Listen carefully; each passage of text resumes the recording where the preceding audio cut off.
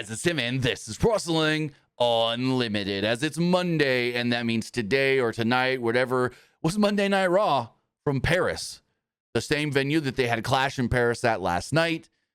What did Michael Cole say? They had 23,000 in the building for this show? I think is what he said. Last night was 30,000 in the same building. Did you hear them on the broadcast for Clash in Paris last night say that they broke a Taylor Swift record in that building? No, I did not hear that. Taylor Swift fans were not happy with this one. So apparently, WWE ticket prices are so high. Because apparently, so here's the thing. A couple things to keep track of here. So apparently, Taylor Swift sold more tickets in this same venue, the La Defense Arena. But because WWE prices were so high, they made more money off of ticket sales than the Taylor Swift concert a year ago. So they now have the record of most money made on ticket sales in that building that was set a year ago by Taylor Swift. I think she had 35 to 40,000. WWE had 30,000. Yeah, I bet Taylor Swift fans aren't happy about that one. I mentioned somebody I know that is a wrestling fan and a Taylor Swift fan. And I'm like, hey, who's bigger, WWE or Taylor Swift? And they're like, oh, Taylor Swift for sure. I was like, well, WWE just broke a Taylor Swift record. They did not want to believe me at all. Now, whether they were telling the truth or not, that's another story. I don't know. Whether WWE was telling the truth or not, who knows?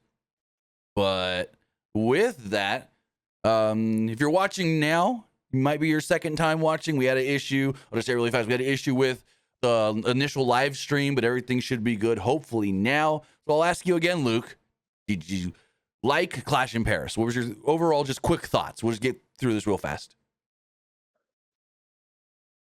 It was a good show. Like I said, I think my favorite match of the night was the Donnybrook match. I thought that match was awesome. Same here. The Fatal 4-Way match was good. Like the main event. I don't know. I'm just not entirely sold on having Becky aligned with Seth now. Like I'm just not entirely sold on it. Unless it's leading to an AJ Lee return, which would be cool, but it would. But then on Raw, they also teased maybe CM Punk gets help from Rhea Ripley. But I'm gonna say it right now, and I'm gonna go in depth talk about this in a little bit. I thought tonight they activated the best version of Becky Lynch we've ever seen.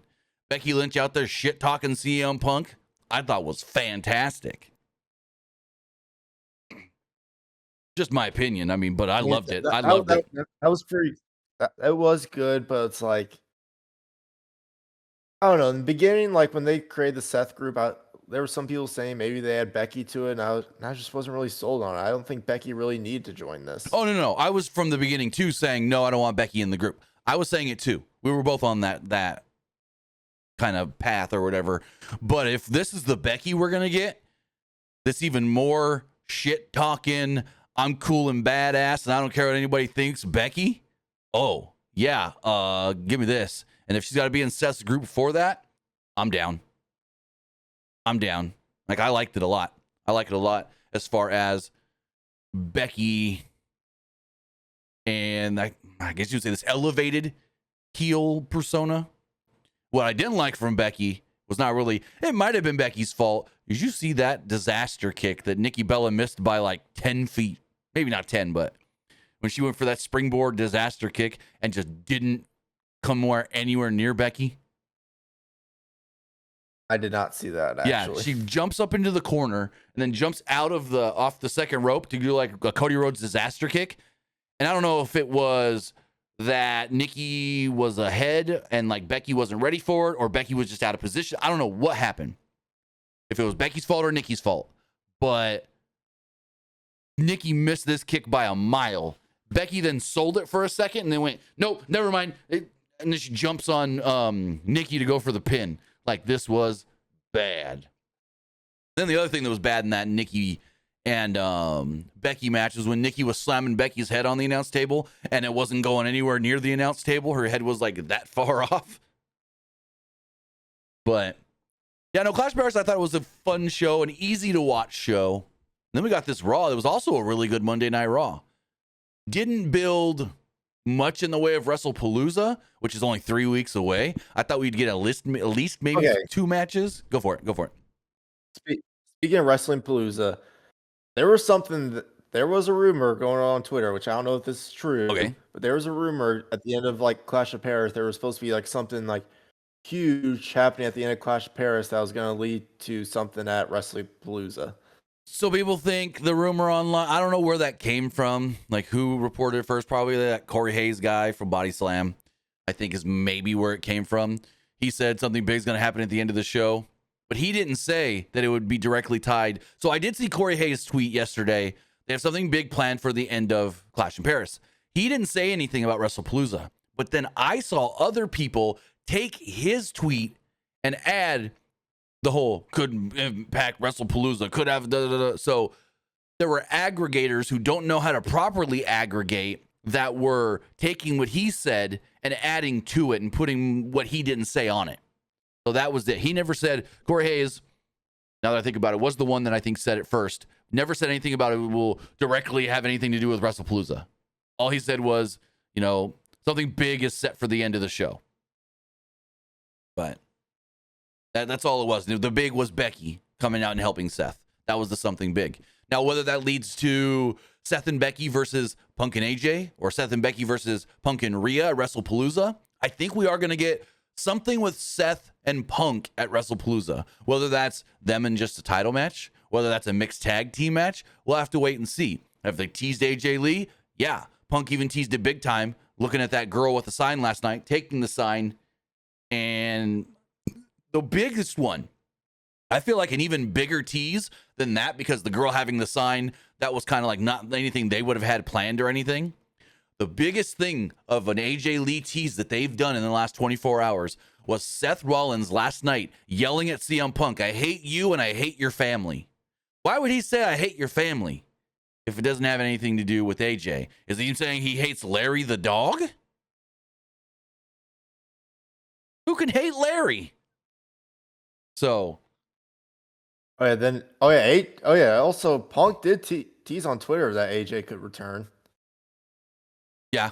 Like I don't know if you saw his last tweet, but Before or after Raw? If it's after Raw, I didn't see anything. It was before Raw. Let me go look anyways. I don't think I saw that. Last I saw was his Instagram where he was signing belts and 8x10s. So, here's an interesting one. All right, we're going to pull this up on the screen. He's retweeting people asking for AJ. He's retweeting people asking for AJ Lee now.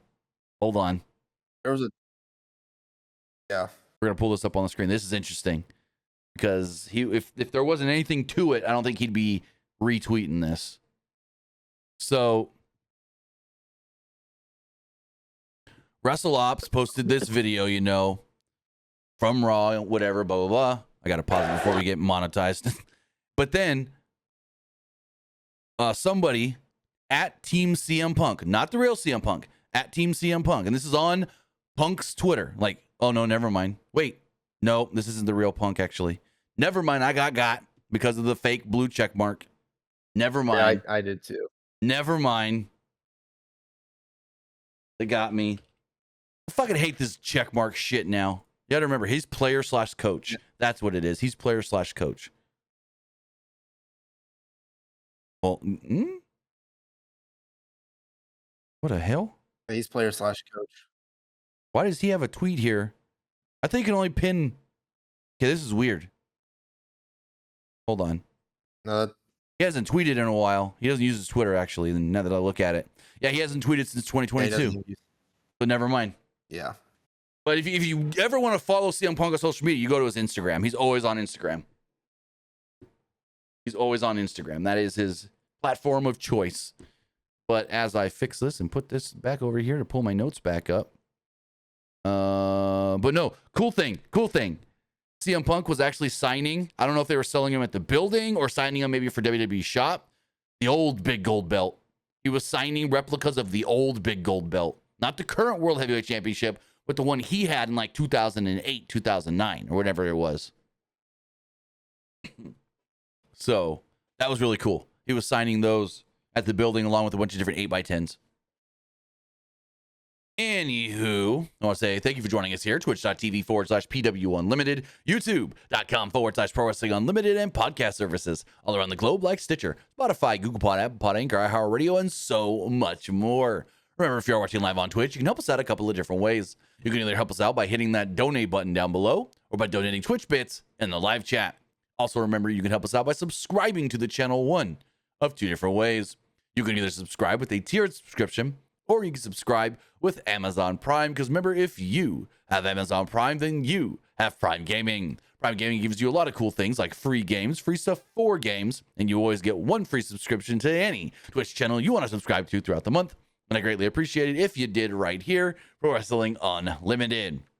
Also, remember, you can help us out over on YouTube at that subscribe button. That way you know we post new videos. That way you know we go live. And that way you know we post to the community tab. Also, remember, you can help us out by becoming a channel member and hitting the join button. As a channel member, you get a badge next to your name, emotes and emojis that you can use in the live chat. You also get access to our graphics packages, graphics tutorials, and so much more. Plus, if you want to get your comment, question, or concern read live on the air, you can do so by donating a super chat in the live chat. And finally, head over to the Epic Game Store. Head over to the Epic Game Store and buy something. Whether you're buying a new game, whether you're buying an old game, whether you're claiming a free game or getting bucks for Rocket League, Fortnite, or Fall Guys, use our code PW Unlimited at checkout, and you will be supporting us at no extra cost. And the ad is not playing because I accidentally moved it in the wrong folder. There it is. And bada bing, bada boom, there we go. Use our code PW Unlimited at checkout. Remember, you can support us. It doesn't cost you anything extra. Whether you're getting a new game, buying an old game, claiming the free games, or getting bucks for Rocket League, Fortnite, or Fall Guys, use our code PWUNLIMITED for all Epic Games and Epic Game Store purchases. As far as Raw does go, Monday Night Raw did open up with, I guess you would say, a live shot of the building in Paris, and then we got recap from last night, Clash in Paris. Now, I want to get your thoughts on, what do you like better, Luke? A Saturday premium live event or a Sunday premium live event? Which one does it matter to you? Do you prefer Saturday over Sunday for WWE PLEs?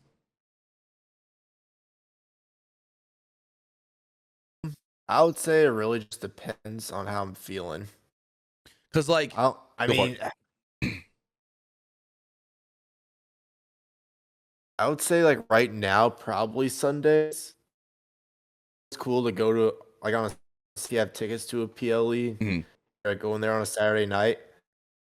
I would say if you're going to a show, probably a Saturday, but watching one, maybe a Sunday.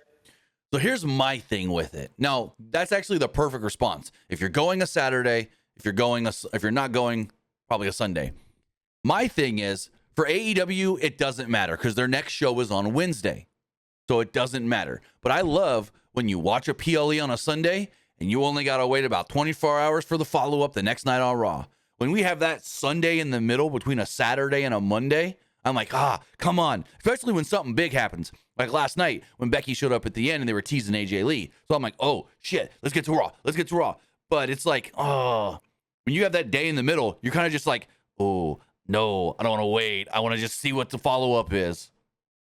So that's my whole thing. Like with AEW, it's whatever. There's the next follow-up's a Wednesday. It's not like Saturday, Sunday makes a difference. But with WWE, we get that Sunday show, go right into the Monday follow-up, and hopefully it's good follow-up. Tonight was a good follow-up, I thought, because we got a bunch of stuff here.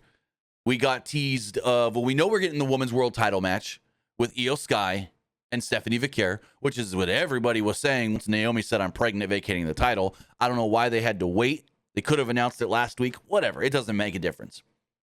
But then we also got a couple other teases. We got teases of something with Seth and Punk for WrestlePalooza, whether that's, like I said before, Seth and Punk just in a singles match, Seth and Becky versus Punk and AJ, or Punk and Rhea, we don't know. But then we also got teased Braun and Bronson versus the Usos. Because Jimmy's showing up at the end, we could be seeing Braun Breaker and Bronson Reed taking on Jimmy and Jay in the reuniting of the Usos. And we've known from reports from multiple different outlets that WWE wanted to put the Usos back together by the end of the year. Well, we're getting close, and here we go. So the other thing is, did they just tease us Rhea versus Asuka for that show as well? Did we get that tease as well?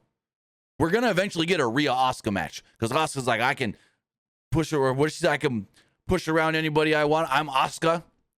I thought the Asuka stuff tonight with her and Kairi was perfect. Whenever Kairi's just standing there, like, oh, sorry about that. Like when she's got that look on her face, like, oh, I didn't expect Asuka to go off like that. And then when Asuka walks off and she's just like, Kairi, I'm like, oh shit. I thought that was great. She did it twice. Once with Io and once with Rhea. When she's just all pissed off and Kairi's just standing there like, I don't know how to react. And you just hear, Kairi! I thought that was great. And then John Cena, and they haven't teased it yet because John Cena's not on till SmackDown on Friday, and Brock's not supposed to be on Friday's show that we know of.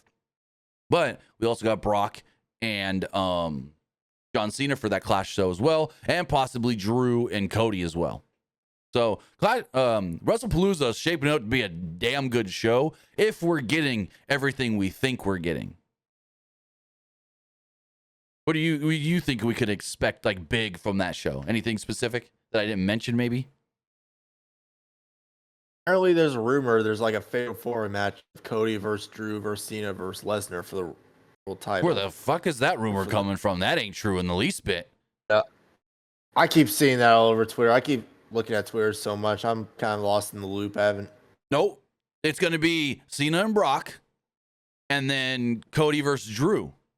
Like, that's what's been set up. Cena versus Brock from SummerSlam, but then Drew and Cody, based off of Drew kicking him head first into the announce table weeks ago to write Cody off so he can go film Street Fighter, which Roman is now leaving to go film Street Fighter. So, and I don't know if Goto's made it out there, because I know Hiroki Goto is in the movie as well. I don't know if he started filming anything of his stuff, but yeah, they got 3 pro wrestlers in that Street Fighter movie. But Hiroki Goto, he's supposed to be like the sumo guy, right? I just can't remember the actual character name, but I think he'll do well. Who's Roman? Roman's supposed to be? So Roman is Akuma, and I was informed yesterday that I had his character wrong technically. So Akuma, I thought, was the trainer, the master of Ken and Ryu, but I was slightly wrong. Gouken is the trainer master of Ken and Ryu, and Akuma is Gouken's brother. Gouken apparently is not in this movie, though, but Akuma is. So, yeah, Roman is playing the brother of the trainer of Ken and Ryu. Fonzie, thank you. He's playing E-Honda Goto. E-Honda, a sumo guy. Oh, yes, Kevin Abreu says, Tiffany versus Jade, I could see that happening. Yes, because, okay, did you watch SmackDown? I need to get your opinion on this. Did you watch SmackDown? Okay, so Nope. 2 weeks ago on SmackDown, we had a big women's tag team match where it was Jade and Tiffany teaming together to take on the team of Nia Jax and chat, help me, who was Nia's partner? It doesn't even matter. But in that tag team match, Jade won for her team by pinning Nia.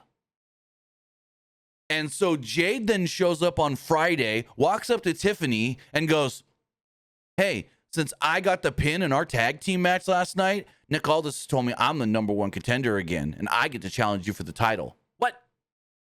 How? She didn't. What is that thing?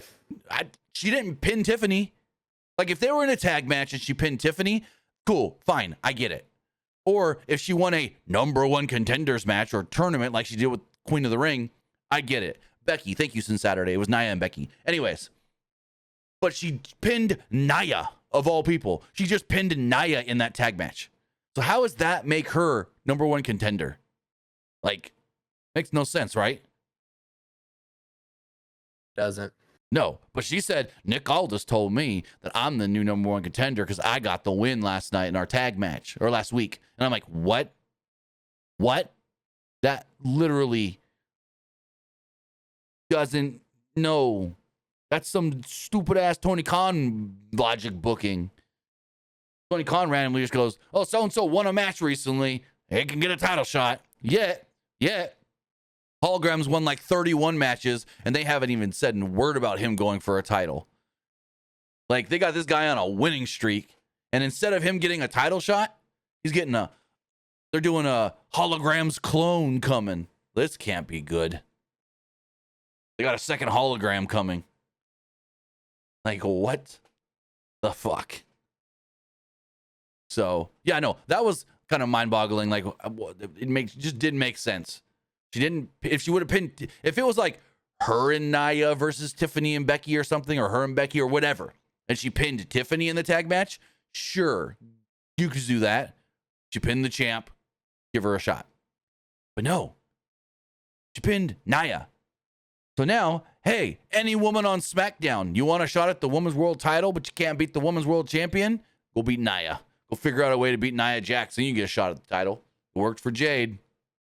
But anyways, as far as Raw does go, so we have a super chat first. Oh yes, thank you. We also have bit donations. Falcon Fighter says, "What's Luke's thoughts on the Cena babyface turn and Brock Lesnar returning?" I think you've talked about it before, but just real quick, give him a 60-second little hit piece. I don't like the Brock return. I really don't. I don't think it was needed. I think the fans hate it. I don't think the fans really enjoy it. I don't know. As far as like the Cena baby, I might be on that other end. I might be on the other end because having Brock and Cena for Cena's retirement tour. Because if you think about it, when Brock came back to WWE after his UFC stint, Cena was his first opponent. So they're linked in that for sure. So I mean, I'm all for it. I mean, even if it's just a one-off and we just get Brock for this match and then he goes back into hiding, I want to see what they could do with John Cena and Brock Lesnar one more time. I mean, that's fine, but it's like there's also that rumor that he might be Cena's last opponent. No. I don't want. It won't be. Cena's last opponent will be at Saturday night's main event on December 13th. Brock is going to face him at WrestlePalooza in Indianapolis, head-to-head with the AEW pay-per-view. That's the plan. Cena's as far as like Cena's babyface. Go for it. Go. As far as like Cena's babyface return, I kind of wanted to see him do the last real champion thing a little bit longer. I was kind of enjoying that. True. Kind of wanted to see it a little bit longer. It's also a little bit kind of, how do I say it, weird and awkward because it's like he turns babyface, automatically gets beat by Cody, and then Cody's just gone. You know what I mean? Cody's just gone to go film that movie. So, yeah. It's just, it all just feels a little weird. But, I mean, yeah, but like for his last match ever, he still could. It could have been like, is Cena actually gonna like, hire like the world champion, take the belt with him? right, but I don't think they wanted him a heel for that last match. I think for that last match, they wanted him big time babyface. That's the whole thing. Which also, yeah, but it's still kind of. It's still weird now. It's like, no, I know. Oh, he was a heel a few months ago. He was trying to ruin wrestling. Now he's trying to like save it again. Yeah, it makes no sense. But again, they kind of got screwed on all of that anyways, because Rock came in last minute and said, "Hey, let's turn John," and so they went with it. And then Rock disappeared and didn't help with any follow up. And then so they had to see it play out. And when they finally realized, no, this is just dog shit, they said, "Never mind," and they turned him back. I think eventually there was going to go. And the Travis Scott stuff as well. Don't get me started on that. But I think eventually maybe they wanted to do something heel with Cena. I don't know if it was going to be at WrestleMania. So the rumor was, and we'll never know what the original plan was because no one's ever going to actually say, maybe on a, I don't know. But the rumor was that Cena was supposed to turn heel at WrestleMania. Like he uses a heel tactic to beat Cody, and that's the heel turn, not before. That was the rumored and reported original plan. So maybe he uses the belt or a low blow or something to beat Cody at Mania, and that's the heel turn. That's when it was supposed to happen. Allegedly. But even John Cena didn't like the heel turn. I think he said it at like a con or an expo or something, that he wanted to see it happen. It didn't work, and they just said, screw it, kind of. So, I don't know. No, like they're like, I'm the last real champion. Yeah, but like it was, like it wasn't. I know he did say like his first ever heel promo.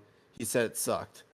I thought all the heel promos sucked because he was, excuse me, I just felt like he was trying too hard to cut those heel promos. I felt like he was playing a character that was supposed to be over the top bad guy in a not good way. You know what I mean? Like, how do I say it? Like, overemphasize it and really play a shitty, bad heel bad guy, I guess you would say. I don't know. I just never thought the delivery was any good with any of the heel stuff. But we also do have a bit donation here from Esports Gaming Rules. He says, we got Stephanie Vicur versus Io Sky for the Women's World title for ESPN's first WWE PLE WrestlePalooza, and WWE even teased Rhea versus Asuka because we got so much Asuka and Kairi on Raw today. And CM Punk teased possibly AJ Lee when return for Chicago and SmackDown. Yes. So a lot to unpack there. Like we already talked about, maybe Io or Rhea and Asuka. We'll talk more about that as we go along.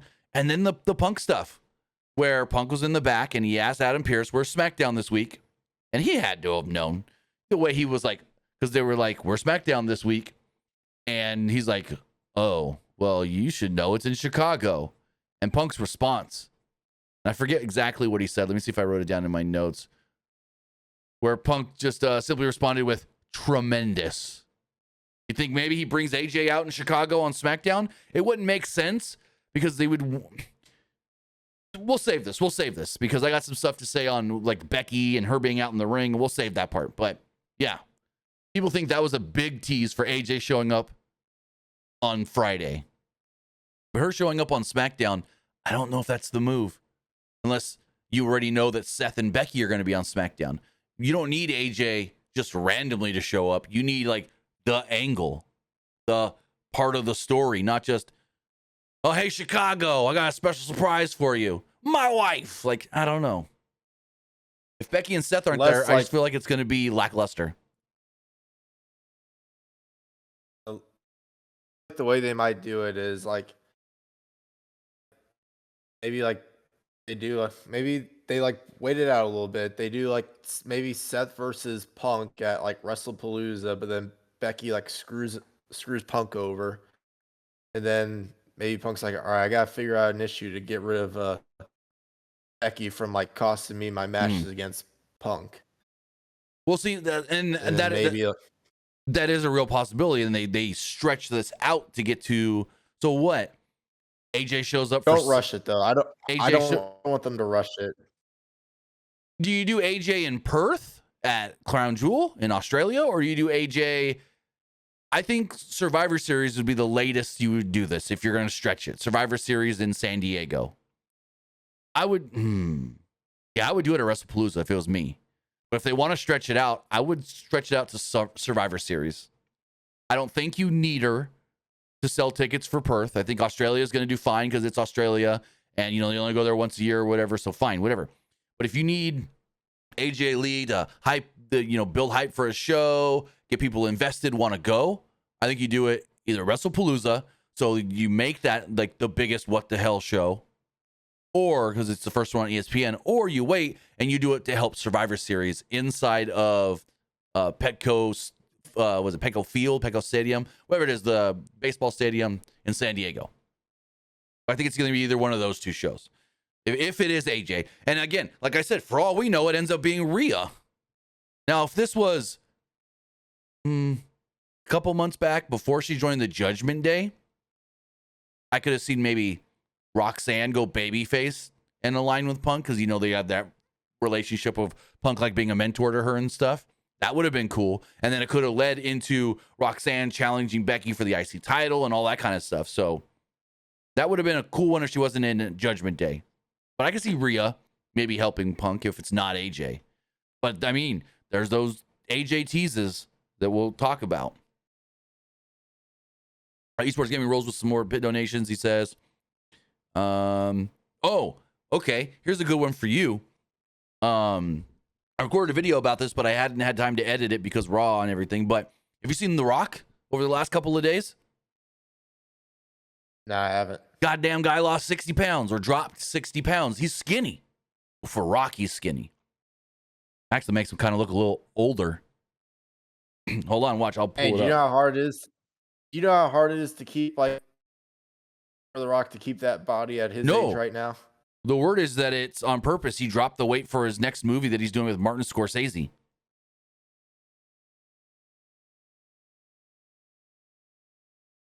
Let me see. I'll pull it up right here. Apparently his next movie is why he dropped the weight. So let's see. Here's one image. And they're at the Venice Film Festival right now with the Smashing Machine movie. Apparently he got a 15. Like, I don't understand all these things from like these Tribeca Film Festival and the Venice Film Festival in Toronto, where they do these 10 to 15 minute standing ovations for people. I don't get that. But this is Rock right now. This is as of yesterday. Like, this picture doesn't. Wow. You could tell, but hold on. Let me find the actual video. Here's one of them. This is from Fightful. They reposted it. Oh, wait. I posted it on ours. I don't remember which one I posted. Hold on. Oh, here we go. Here's a couple of videos. So here's one. Oh, that's got a lot of music. So there's him walking with Emily Blunt. They're both in Smashing Machine. They're also both in the upcoming Martin Scorsese movie. But look at that. Like, he's down 60 pounds. Dropped all that muscle. I think this might be the same. Kind of the same video, yeah. But yeah, down 60 pounds. Crazy what these actors will do for movies. The worst one is Christian Bale. Well, he'll bulk up or get super, super skinny and then bulk again. Like, he's nuts with transforming his body. But I guess we got to talk Raw. Jey Uso opens up the show, comes out, and talks about family and says, yeah, last night I lost. Maybe because I was banged up. I was told by Roman, just do me, but I couldn't. I had to go out there, and when I saw him in trouble, I had to go help him. So I went out there and helped him. Maybe if I didn't go out there and get banged up, could I have won the belt last night? We'll never know. But family will always come first. Uso said that you never disrespect or put your hands on one of his. And so he challenged the Vision to come out and fight him. Instead of Seth, instead of Braun, instead of Bronson coming out, it was LA Knight. LA Knight would make his way out to the ring and said, let me talk to you. He started going off on Jay and all this. The two stood there for a second, and they were, two losers from the night before. Knight said that he had no shame in what had happened. And before he talked about the rap on Jay,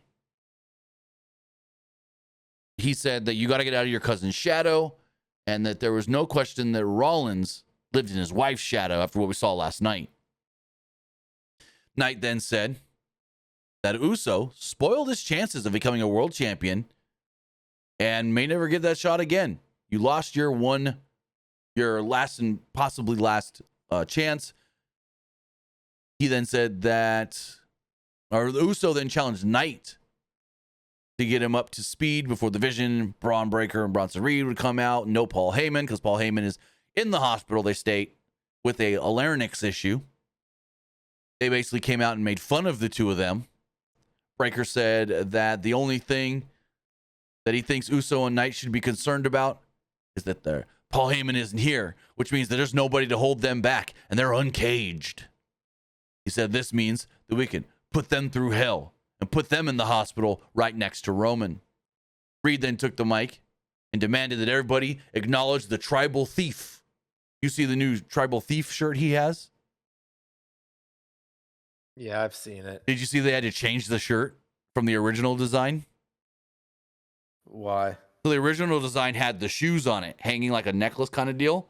And it was up for like a day, maybe two on WWE Shop. And then it got pulled and replaced without the shoes, the one that he was wearing tonight. And so anybody that ordered the shirt with the shoes on it, their order got canceled. They got refunded their money. I don't know why they had to change it. Take off the shoes?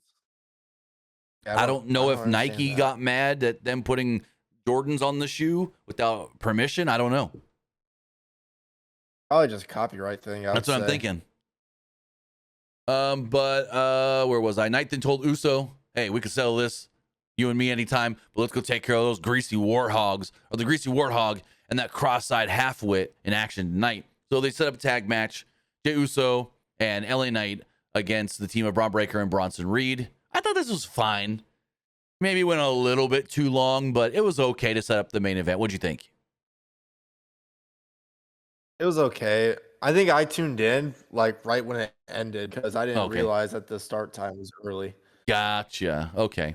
Yeah. I mean, because I saw your tweet, you're like having Jey Uso start the kickoff Raw, and I was like, wait, Raw's on? yep. Last Like, one for a while. turn it on. Last early Raw or SmackDown, actually, because SmackDown's in Chicago this week. But last early WWE program for a while. I think we're not going to get another one till, I don't know if it's end of December or January. Hold on. No. Well, is there a Raw from Australia? I think so.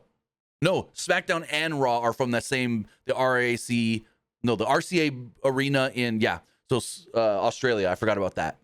Those will be early shows. That's gonna be like a 5 a.m. show. 3 nights, SmackDown, then the PLE, and then Raw, all from the same building. 5 a.m. Probably. Well, yeah, I would assume. Because I was trying to see, because they announced the next European tour with a couple of Raw dates on it. I could pull that up here really fast. I have screenshots of it. Let's see. Where did I save those to?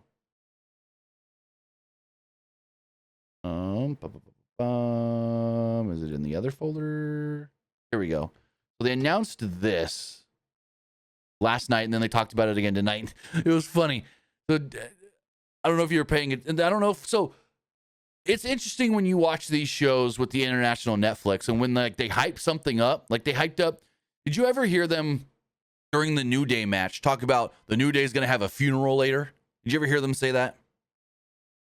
No. Okay, so they must have only said it during a commercial, because they were like, New Day's going to have a funeral later. New Day's going to have a funeral later. Well, later, during a commercial break, they had this very highly produced, edited New Day funeral video for the tag division, but it only aired during the commercial break, which was weird.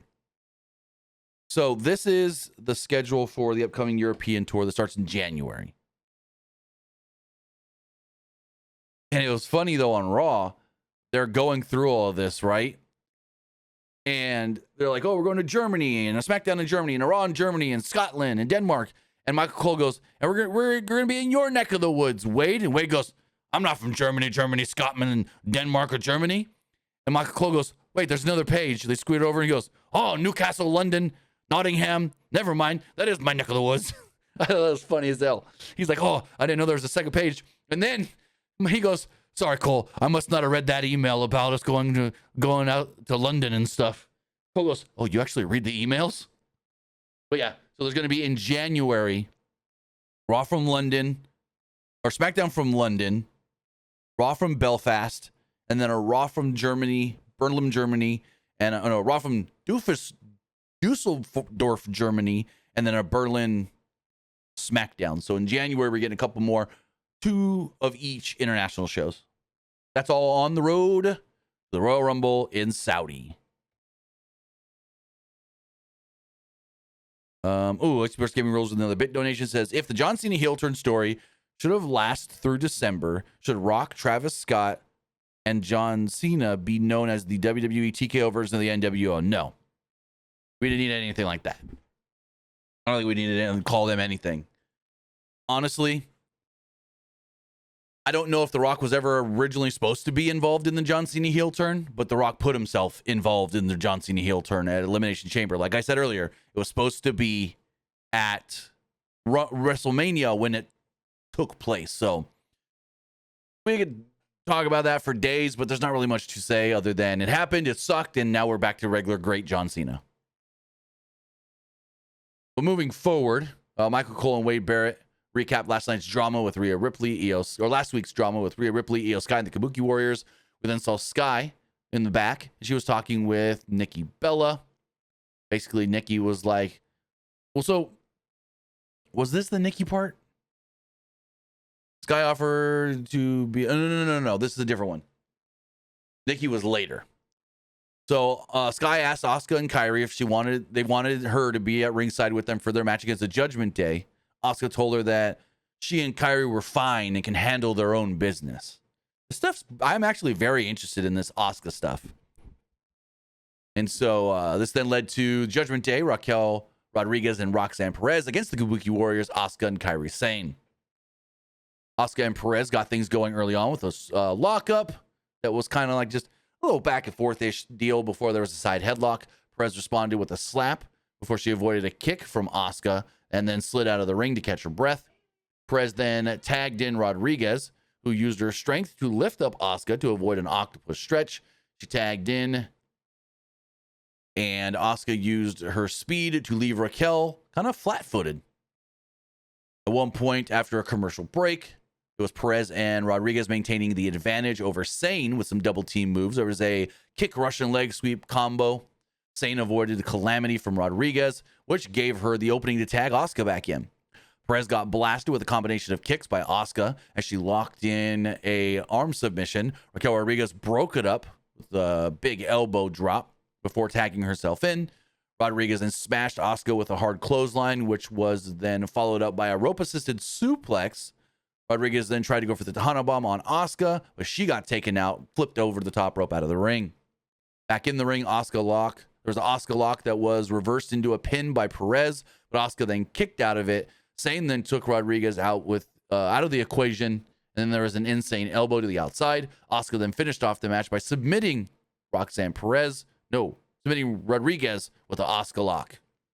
A lot going on in this match, but I thought it was a really good TV tag match.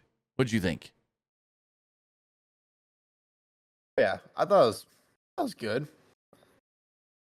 So, I mean, that's really all there is to it. Yeah, like it was a fine match that built a couple of things. It built up that, Asuka wanted to be there for Kairi or for Io the past couple of weeks when Io was like, no, I don't need it.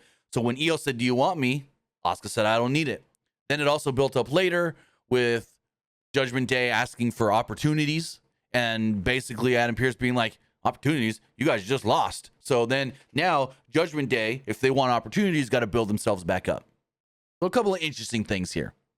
Speaking of Adam Pearce, this is where he did announce that at WrestlePalooza, the Women's World Championship will be on the line with Stephanie Vaquer versus Io Sky.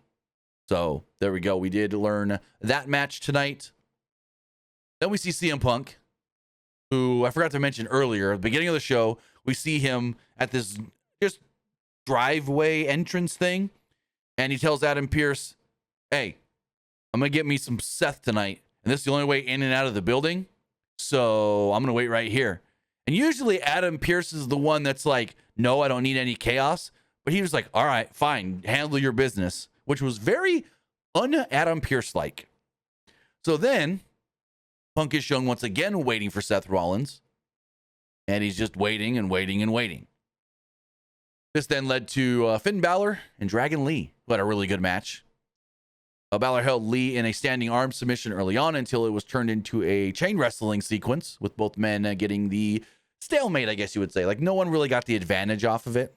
Balor did strike Lee down eventually with an elbow to the jaw before he threw him into the corner in the hopes to deliver some punishment, but Lee fought back with a springboard arm drag, followed by a unique drop kick from the apron to prone Balor seated in the corner. Balor then answered back with a backbreaker.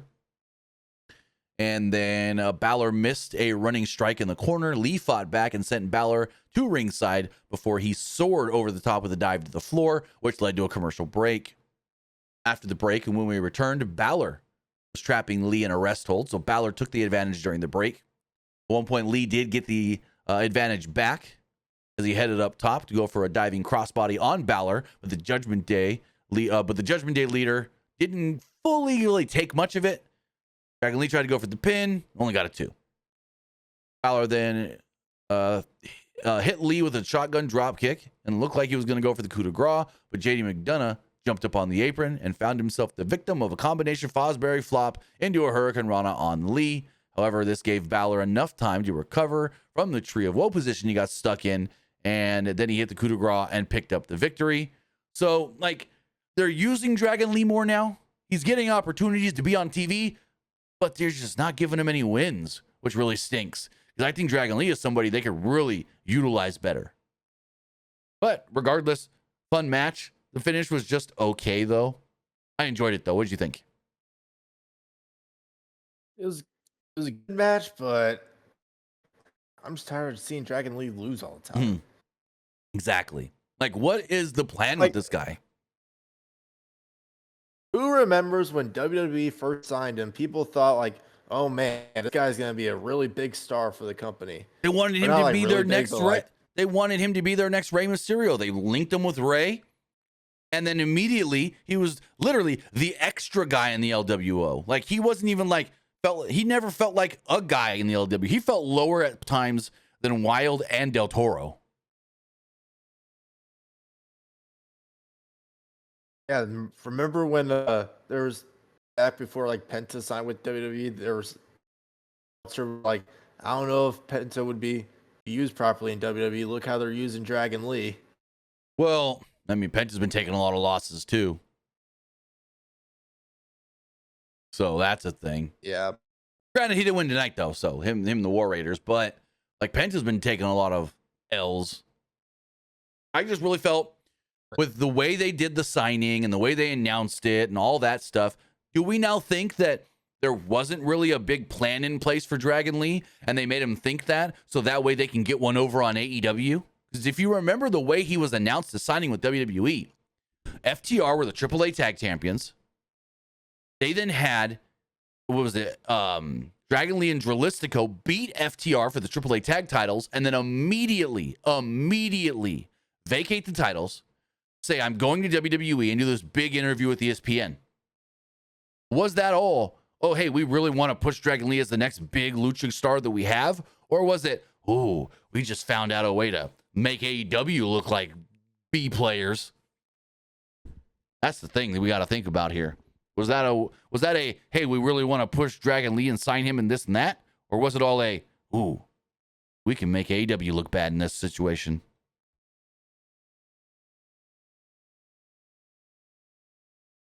So, I mean, go for it. I feel like maybe it was a little bit of both. Maybe it's just like, I feel like maybe plans have kind of changed a little bit ever since like TKO kind of like took over.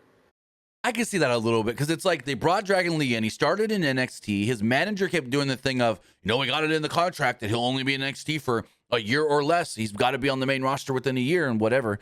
And they pushed him pretty big in NXT. He was North American champion and all that and stuff. And then he comes to the main roster and is just a guy no better than like an Apollo Crews, no offense. I feel like he kind of came to the main roster a little too early. Right, but if you want to believe his manager, his contract said that he can't be in NXT for more than 1 year. He has to be on the main roster within the year. That's what his manager was saying. I don't know if it's true, but this is where we got Io and Nikki, though. Io Sky was in the back. She walked up on Nikki Bella, and Nikki was like, Io, I heard you're getting, I heard about your title match. I heard you're getting a shot at the title. Just know, Stephanie's my girl, but I have respect for both of you and want to see you guys really go out there and have a great match. And she's like, yeah, maybe you can get another shot at Becky in the IC title. And Asuka walks up.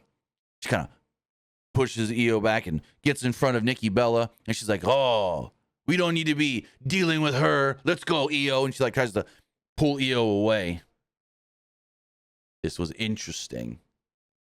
I don't know what the plan is here for Asuka, but Asuka wants all her Japanese women to stick with her and not get buddy-buddy with anybody else. Like, does she think that she needs to have a little group around her to keep her safe? I don't know. I don't know what this is going to lead to, but I am interested because it's Asuka, and she's already playing it up great. She's already starting it off great. We'll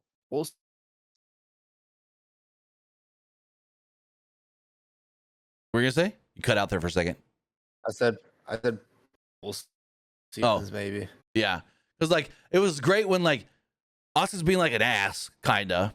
And then, like, they'd walk off, but Kairi Sane, she did this twice. Kairi Sane would stand there and just kind of be like, oh, that was awkward. And then you hear Asuka from the distance, Kairi!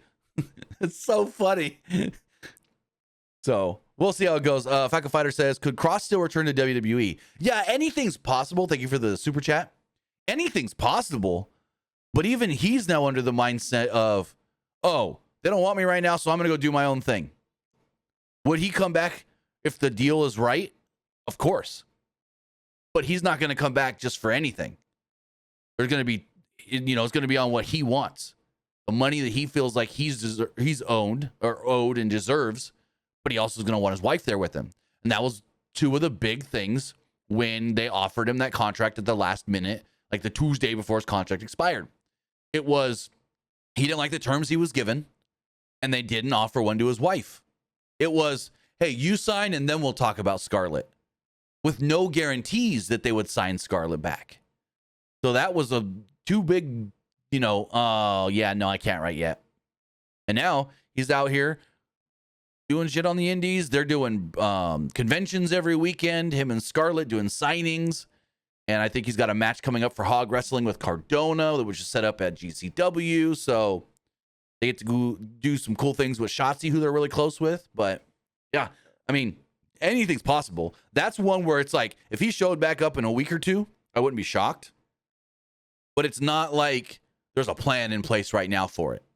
Like when his contract expired, it for reals expired. It was not a work.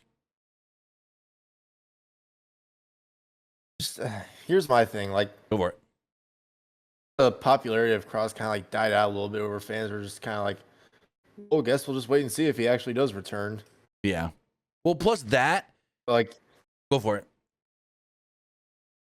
oh, go for it. What was I say? It was the whole fans just gonna wait and see what happens, and then the fact of he leaves, and then like things kind of quiet down on him. Yes, he goes and does the Ariel Helwani interview, and he does a couple things there and says some stuff, but it's like I feel like even him, he's kind of, I wouldn't say went into hiding, but I don't know if it's that I'm just not seeing it. But I feel like he's less active online now. And it's like, yeah, they're doing stuff still. They're doing signings, and he showed up for GCW. He's got a Hog match coming up. And I think there's one other match that just got announced over the weekend. But I feel like you're right. I didn't think about it till you said it. The hype has already died off. And is that not in his favor for WWE to go, okay, we'll give you what you want? Or is it, oh, you were good for a week with the fans really wanting you, but after that week, it was whatever. That might not be a good look to WWE and TKO. That this quickly, the fan interest has already died off. Because remember when Truth left, there was that consistent hype of people wanting Truth back, and eventually signed Truth back. And they signed Truth back quick. The Kross thing, it's like we never really got the we want, like everyone thought we were going to get the we want Kross chance on TV like big time. We barely did, if any. The Truth stuff, they are there from the jump. So it's just all very weird how it played out. But now that we know everything, especially with the Ariel Helwani interview and stuff, it's like, okay, we finally found out that in January, he told WWE, I want to resign. Let's talk about a new deal. They kind of just said, we'll get to it. The Tuesday before his contract expired on that Sunday, they said, here's your offer. You have 24 hours to sign it. And he's like, I can't agree to these terms. And where's my wife's contract? When they said, sign it and we'll talk about her, there was no guarantee that they're going to talk about her. He could have signed it, and then they would be like, oh, we don't want Scarlett. And then what? He's locked in with WWE, and she's, not there. That's not what he wanted. They want to be together. So it's a whole I felt like it was a real big shit show, to be completely honest. In the moment, it was very interesting and intriguing, but ever since, now it just feels like it was just some poorly, what's the word I'm looking for? Not executed, but like mishandled situation on WWE's part, I guess you would say. Like he did nothing wrong. He just had to sit and wait and see what came his way. And when it wasn't anything of note, I guess you would say, that was anything good, he walked away.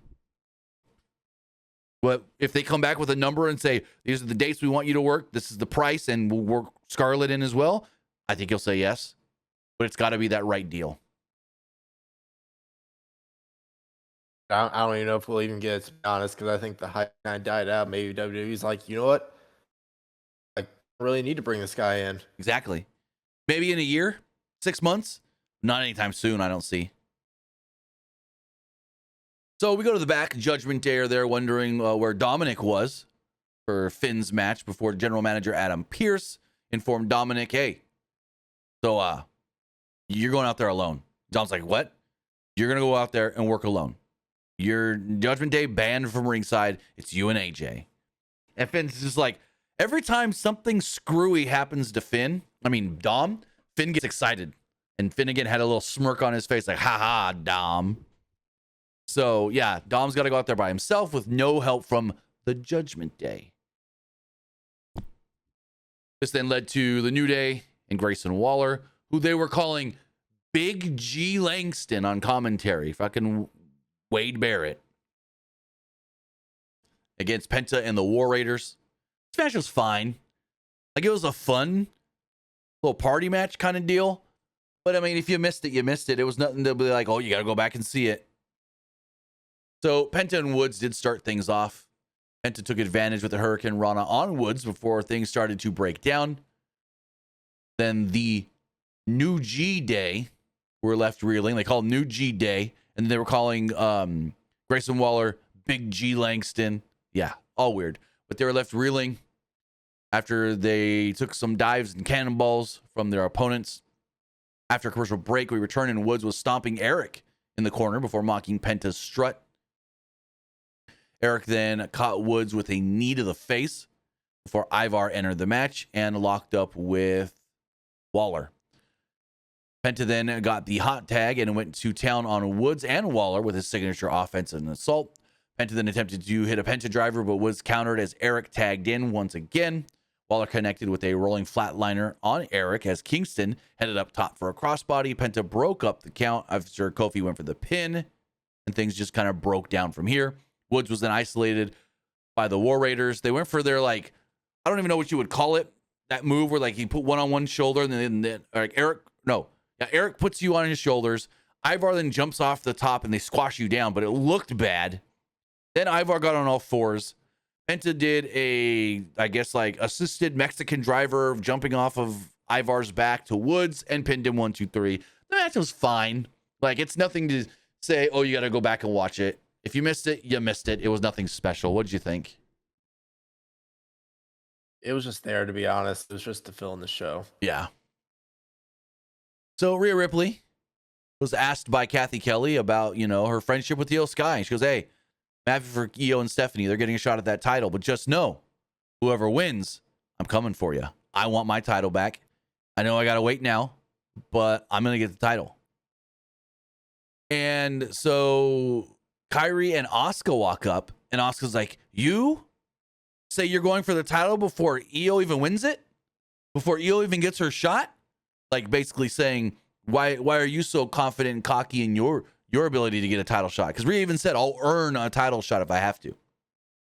And Asuka's just like, don't worry about Io.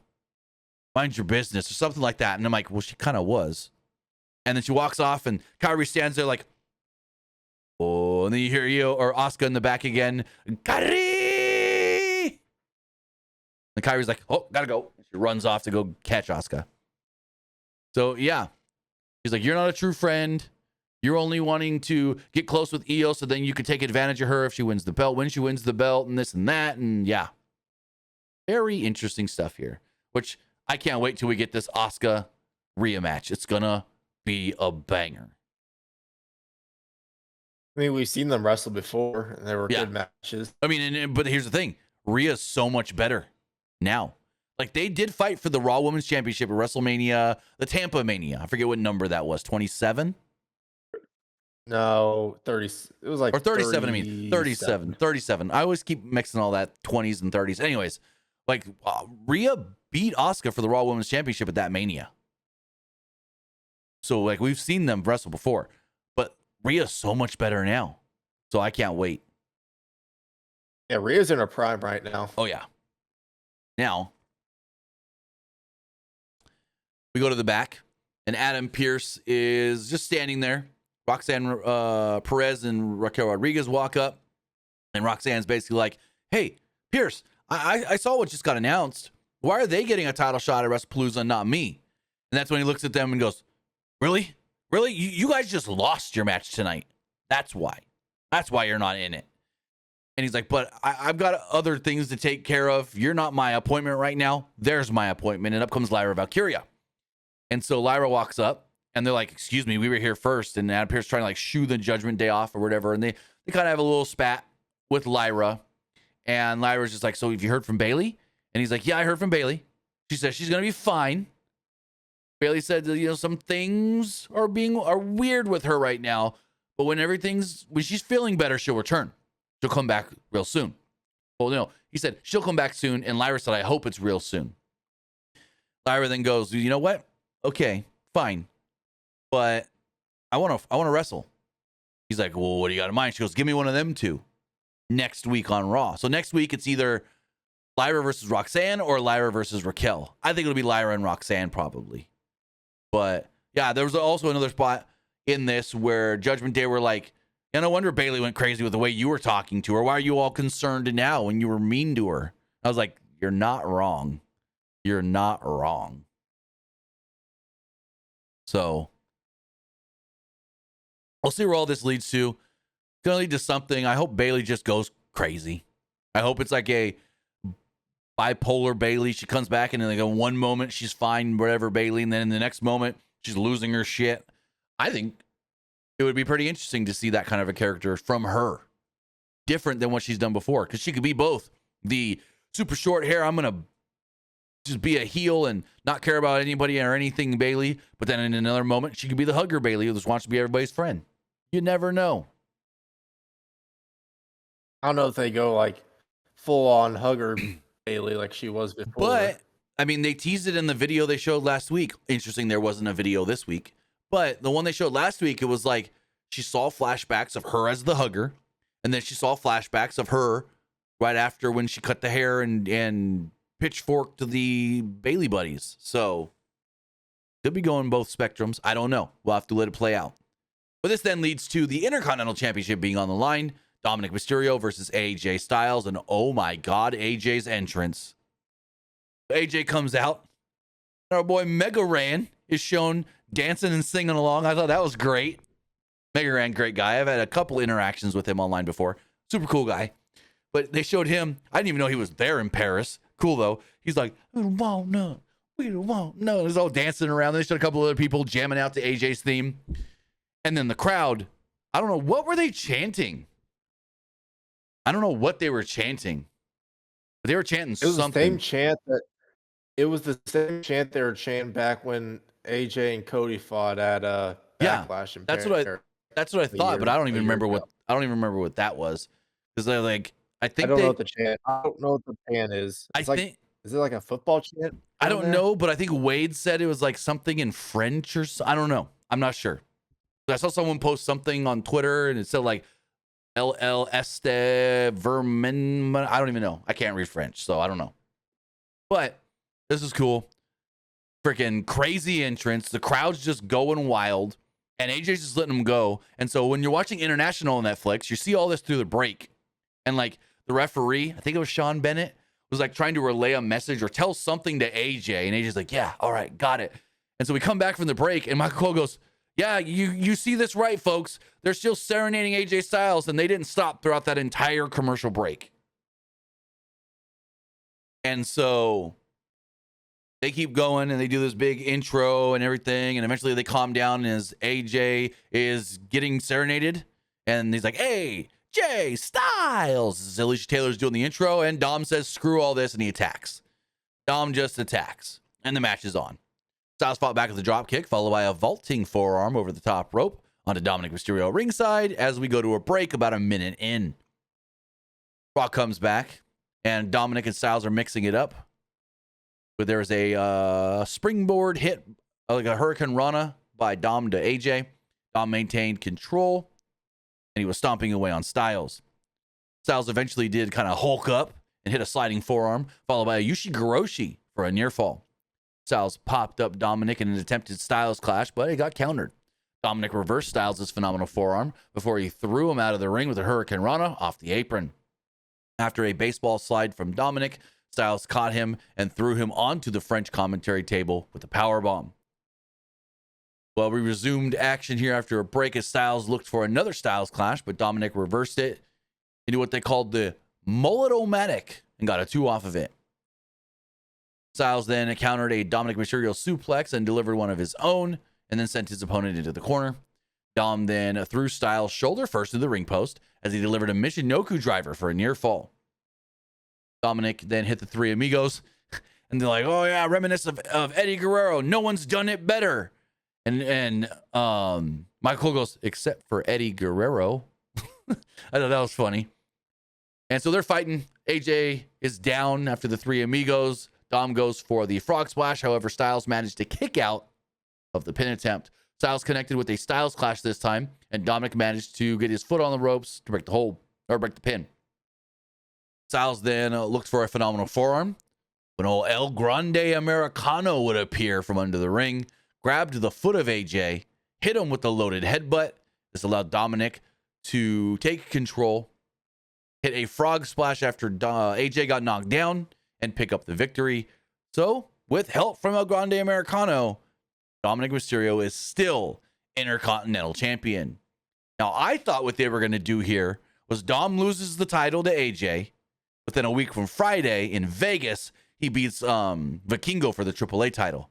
I still think he beats Vikingo for the AAA title, but I thought they would have him drop the IC title first. What did you think of all this? I mean, Dom's going to win the AAA belt for sure, because there have been like talks about him winning that belt. Yes. But I could also see him being a double champ. Maybe just making Finn a little more jealous. Right. I mean, that's true. Oh, I didn't think about it that way. Yep, I like that. And being a double champ, making Finn a little more jealous. That's a good idea. Oh, crap. Yeah, I like that a lot. So, commentators toss into a recap of Roman Reigns versus Bronson Reed last night, and then they tell us Roman Reigns is out indefinitely after he fractured multiple ribs. But we actually know that Roman is out probably till Survivor Series because he's got to go film Street Fighter. But I think Roman is advertised for Survivor Series. Let me double check. Survivor Series in San Diego, California. Let's see. Superstars tickets. Survivor Series. Is Roman advertised? Roman is on the poster. Only name that they have here is John Cena, but Roman is like one of the biggest faces on this poster. Three biggest faces on the poster are Roman, Cody, Cena. So I think Roman's at least back in time for that. So then Rhea Ripley is shown with CM Punk in the back. And they're talking for a second when Adam Pearce comes up and goes, got some news. You haven't seen him, have you? And Punk's like, no. I don't even know. Because he tells Rhea, I don't even know if they're going to show up. Maybe they got scared. And Pearce is like, you haven't seen him, huh? And he's like, no. And he goes, well, I just got word that Seth somehow got in the building. He's here. And Punk's like, excuse me, what? How do you get in? That's the only way in and out. And he's just like, I don't know. So what I think probably happened was he came in the front door with all the fans. That's the only other thing you could think. There's got to be another way in. But, I mean, he probably just came in with the fans and then took a route around. I mean, really, they just let him in and then just kayfabe to keep kayfabe here. But anyways, yeah. So, Seth is in the building. During the commercial break, we actually got a video from the New Day, which was a funeral. The death of the Raw Tag Division, they called it. Cool. U.S. fans didn't get to, or honestly, people go for it. You know, I feel like the Raw Tag Division has gotten a little stale. Mm-hmm. I've said this for a while. Yeah. SmackDown Tag Division, that's the best tag division of all of wrestling, in my opinion. Say wherever you can agree or disagree with me on that one. Yes and no, because the Wyatts are not over. The fans, like, especially last night, the fans they got hyped up for the entrance. Soon as the match started, they couldn't care less about the Wyatts. What you were saying? Oh, it's a lot of matches, honestly. Like right when the match starts, the fan gets in their seats and then watch the match. Yeah. But I don't know. I feel like they don't have a clear direction for the Raw Tag Division right now. And there's only like 3 teams. It's the Judgment Day, 4 teams. Judgment Day, New Day, War Raiders, Creeds. It's like, they need variety. They need a new variety there. Put Fraxium on the Raw Tag Division. Had them feud with the Judgment Day. That'd be cool, but they fit just so well with that SmackDown division. They really do fit well over there. Or Motor City Machine Guns feuding with the Judgment Day. I think you just got to bring up an NXT tag team. I don't know who. What, Hank and Tank? I was thinking that, but I'm like, I don't think they're ready for the main roster. They would not get booked properly on the main roster. They'll be viewed as a joke. Let me see. I'm looking right here on the NXT. Looks like we got OTM. I don't think they're ready.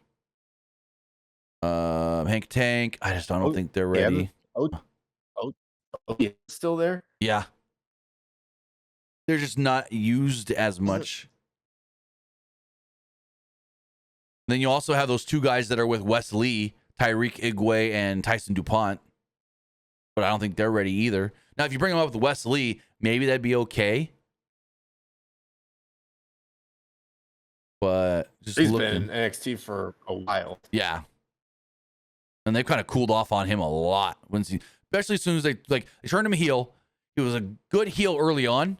Then they cut his hair and he just looked like another guy. Like when he had the dreads and everything, he looked cool. And there was a point where Wes Lee was one of the hottest guys in NXT. And then he just cooled off fast. But like they don't even have many tag teams there.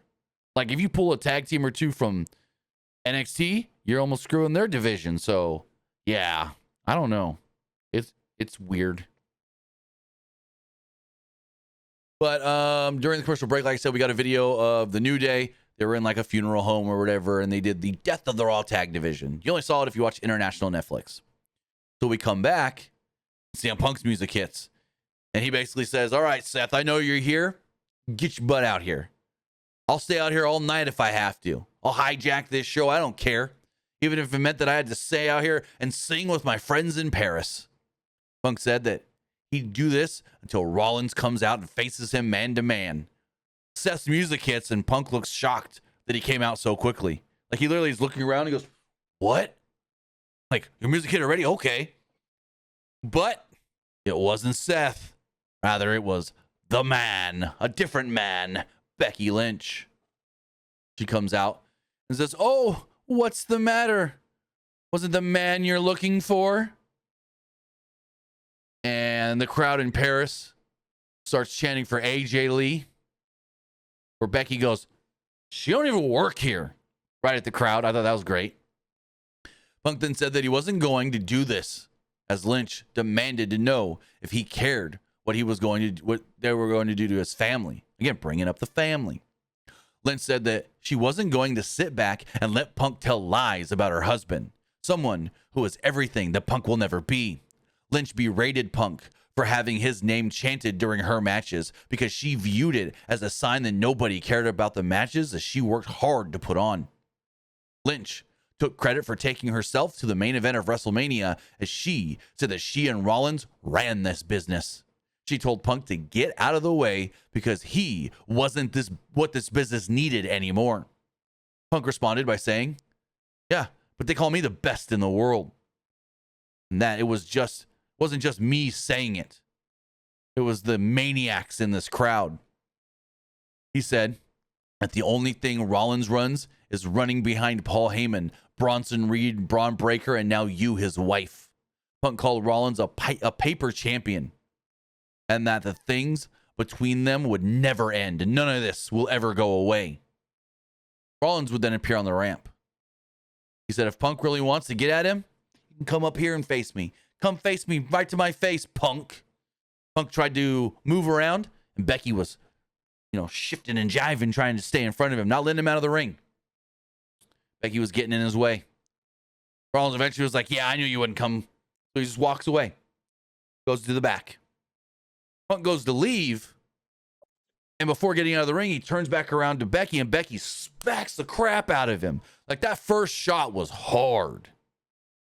He just sits there and takes it. And he keeps later. She's smacking him and hit him in the face. And he's just taking it. He's like, okay, give me your worst. He's like, I'm not going to hit back at a woman, basically. And again, she repeatedly slaps him. Punk then said, I'm going to make Rollins regret cashing in on me. and I'm going to make you regret ever putting your hands on me. Now, is that a tease of AJ coming back? Because here's my thing. Punk gets out of the ring, and he goes to walk up the ramp, and he's slowly making his way up to the ramp, and I feel like they're stalling for something. I felt like they were stalling for something with Becky staying in the ring. And it was a very interesting, tight shot on Becky, so he didn't really see anything else going around her. And she's like, oh, Paris, you don't want to sing now? Ain't there a song for somebody like him that we can sing? Na na na na na na na na. Hey hey, goodbye, Punk. And like they didn't want to sing along with or anything. And I'm just like, the way this is being shot, and they're like keeping Becky in the ring. Is someone gonna run out? Like I thought maybe Rio was gonna show up, maybe AJ Lee. I didn't think it was AJ Lee, but who knows?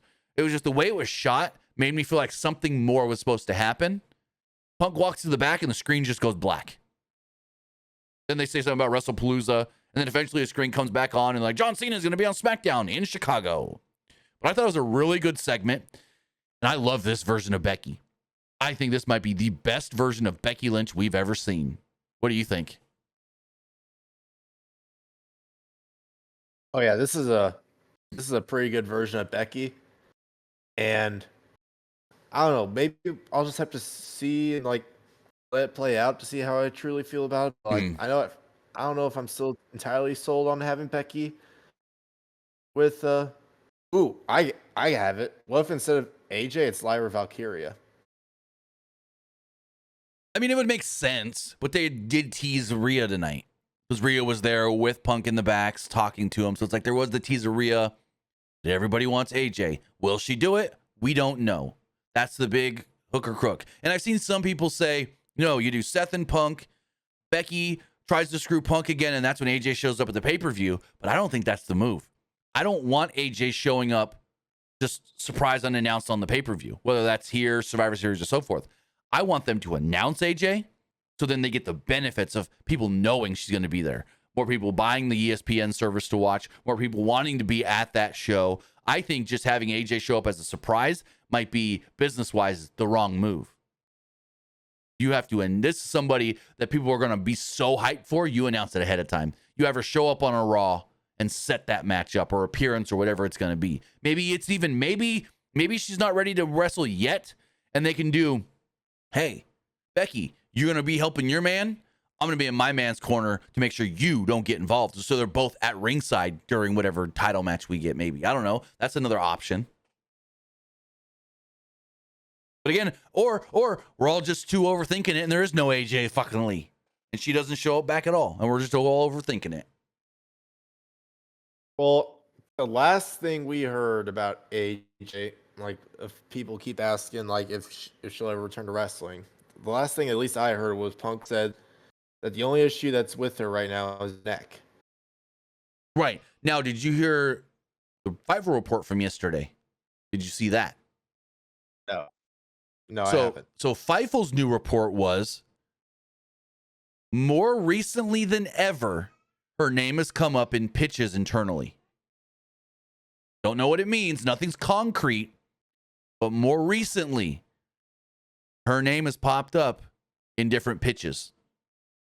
So, sounds like someone's trying to push something backstage. I know her name has been talked a lot in like pitches. I mean, everyone tries to get Punk to talk to her for. Like, we know in AEW, Punk has said it before. The girls will come to him and say, hey, you ever think AJ can come here? Because they wanted to wrestle AJ. And Punk was like, she doesn't want to do it. And then, like, WWE, we've heard the stories of the girls ask him, hey, would AJ ever come back? You're here. Would she come back here? You know? But it's more of just like, what does April Mendez want to do? Does she want to be AJ Lee again? Or is she cool doing all the TV and comic book projects and book stuff and everything that she's doing outside of wrestling? She's got a lot of projects going on outside of wrestling, keeping her very busy.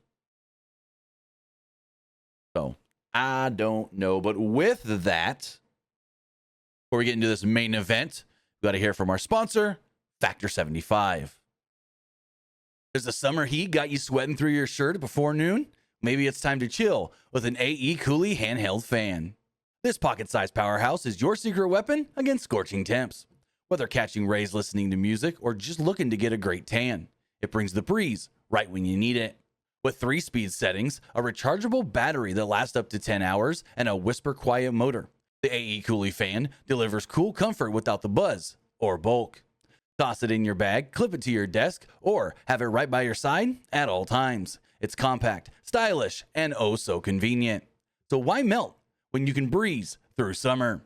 Use our link in the description below, scan the QR code on the screen, or head over to pwunlimited.co/AE Coolie. That's AECOOLY now for coolin' in the palm of your hand.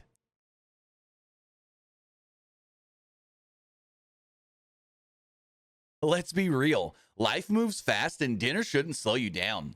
That's where Factor comes in. Factor 75 delivers fresh, never frozen meals straight to your door so you can skip the grocery store, the prep, and the cleanup. Click the wrong ad. Just heat and eat and get back to crushing your day. Whether you're keto, calorie conscious, or just want to eat clean without sacrificing flavor, Factor has chef-crafted options that actually taste like real food. Maybe you want pancakes for breakfast, chicken for lunch, and a steak for dinner. Factor has you covered. And here's the kicker. These meals are ready to go in just 2 minutes. That's less time it takes to scroll through your delivery app and regret your choices. So if you want to fuel your hustle without any hassle, then sign up for a Factor 75 subscription today. Use our code below, scan the QR code on the screen, or use our link in the description to get 50% off your order. Eat smart, live fully with Factor. And we're back. With that, guys, we got this main event to talk about. That was all right. Like, it was a good Raw main event. I wouldn't say this. It built up to the Usos reuniting-ish, I guess you would say. But other than that, it was just okay. And LA Knight just felt like an extra. Like, to be honest, LA Knight just felt like an extra guy in this that doesn't really matter. Am I wrong? Nah. So it was Jey Uso and LA Knight against The Vision, Braun Breaker, and Bronson Reed. Jey punched at Reed early on to start the match, and then Knight entered in. They had some double team on Reed early on as well. Reed then roared back with a headbutt to Knight before Breaker tagged himself in. Knight escaped a Breaker suplex and hit a neck breaker. Jey tagged in and hit a running hip attack on a prone Breaker in the corner. At one point, Breaker blocked Jey from making a tag to Knight, but forced him into the Vision's corner. Uso reversed Reed back with a suplex and avoided a clothesline as he got the tag to Knight. The former U.S. champ dropped Reed with a jumping neck breaker, followed by an elbow drop from the top rope. Breaker caused a distraction on Knight, which allowed Reed to take the advantage. At one point, Breaker pulled the Knight to the outside and threw him into the steel steps before he threw him back into the ring. Everyone started fighting here. At one point, Breaker entered the match and hit a fierce suplex on Knight. Uso finally got the hot tag, though, after Knight avoided a senton from Reed. Former world champion was on fire here as he delivered a spear of his own on Breaker. Jey and Knight then joined forces to take Reed out with a double team clothesline. Jey hit a suicide dive on Reed on the outside.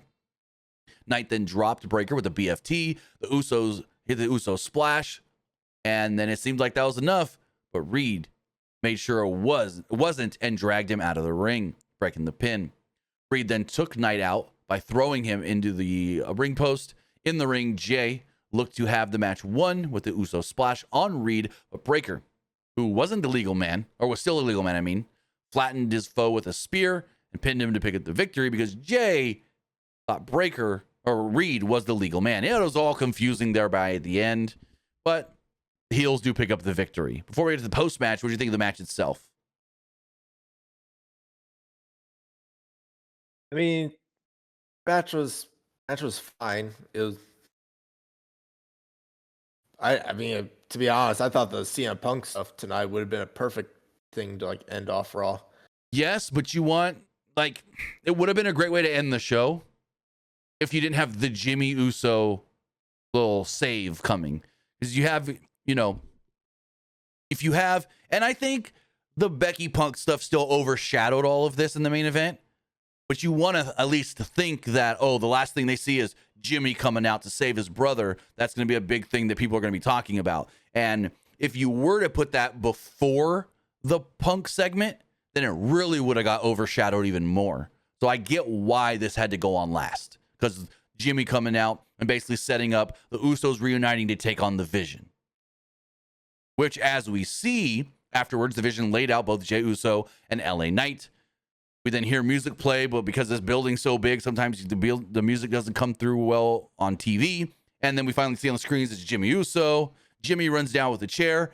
This gave me freaking, what's his name? Lil Nate, referee, blonde. Oh, I can't think of his name all of a sudden.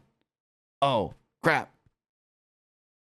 Anyways, the referee, the meme from, was it WrestleMania 24, running down the long ramp? Like, that gave me these vibes, because it felt like Jimmy was running forever with that chair and not running fast either. And so he runs in, the Vision slip out of the ring, and they just laugh. They laugh as Jimmy stands over his brother Jay, who has been taken out. And LA Knight's just nowhere to be seen. Disappeared. As I said, Charles Robinson, thank you, Kid Vicious. Thank you, Since Saturday. As I said, LA Knight just felt like the extra guy here, because he and Jay get taken out at the end, and then he just disappears. And it's all about Jimmy coming to save his brother. So, any closing thoughts here on Jimmy showing up and reuniting the Usos? Well, the rumor was all along was that the Usos are going to get back together by the end of the year, and we're getting close to the end of the year. Exactly. So, with all of that, guys, as I go and check these polls, you know what we thought of the show. Now it's time to hear what you guys thought of today's Monday Night Raw. As far as the Threads poll does go, 80% liked the show.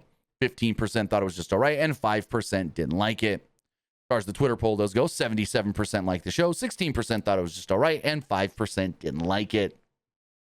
Looking at the community poll here, 72% liked the show, 21% thought it was just all right, and 7% didn't like it. I didn't get the live poll because it was in the old stream, so we don't have a live poll because it was the whole streaming thing got messed up. But we do have a Twitch poll. Everybody that voted on Twitch liked the show. With that, guys, that's going to wrap everything up. I want to say thank you for joining us here. Twitch.tv/PWU Unlimited, YouTube.com/Pro Wrestling Unlimited, and podcast services all around the globe like Stitcher, Spotify, Google Pod, Apple Pod, Anchor, iHeartRadio, and so much more. With that, Luke, tell them where they can find you. You can find me over at Twitter X at PetCure_21, and you can also find me over at Twitch at Young Grasshopper Luke. With that, guys, have a great rest of your night. I'll be back live on Wednesday for AEW Dynamite. Have a good one, and we'll see you next time.